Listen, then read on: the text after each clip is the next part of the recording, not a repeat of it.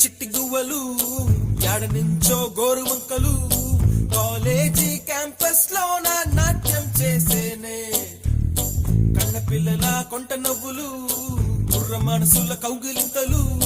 college compound అంటే కోడై కానాలే course ముగిసే రోజు వరకు తుల్లిపడిన